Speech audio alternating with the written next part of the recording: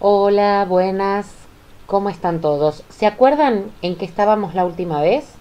Hablábamos sobre la información registrada que circula en el mundo y que ha adquirido unas proporciones verdaderamente inmanejables. La tarea de las bibliotecas es organizar y dar acceso a esa información. Para eso se requiere de una serie de actividades específicas, entre las que se incluye la creación y mantenimiento de catálogos o también bases de datos. ¿Y en qué consiste la creación de un catálogo? Consiste en generar registros que describen cada uno de los documentos que forman parte de esa biblioteca o colección, es decir, catalogarlos.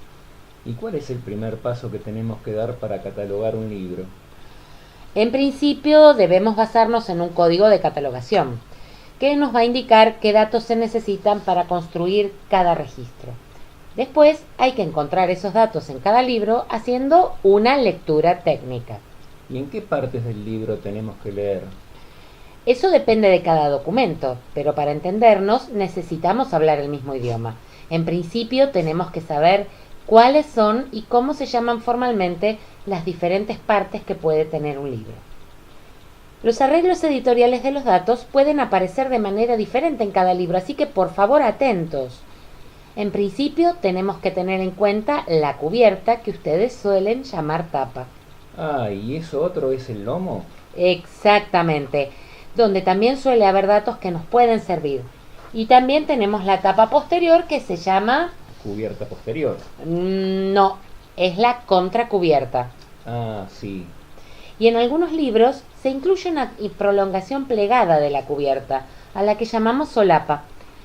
Pero una de las partes más relevantes es para el catalogador la portada. Y no tenemos que dejar de prestar atención tampoco al dorso de portada, que suele incluir datos también muy relevantes. Además, hay libros que tienen una página previa a la portada llamada anteportada. Pero, ¿no son muy parecidas la portada y la anteportada? En realidad, la portada es aquella que casi siempre incluye más cantidad de información o datos. Y esto no es todo.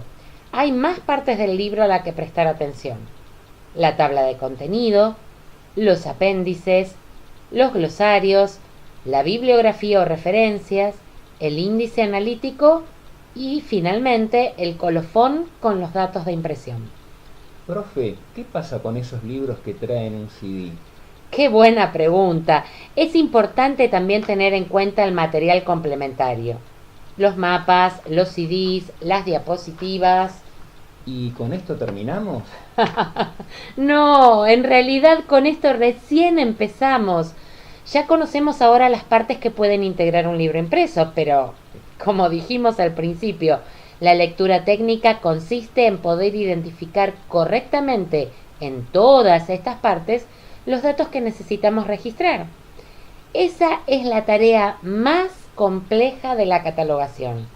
¿Seguimos en la próxima clase? Sí, nos vemos, profe. Hasta luego.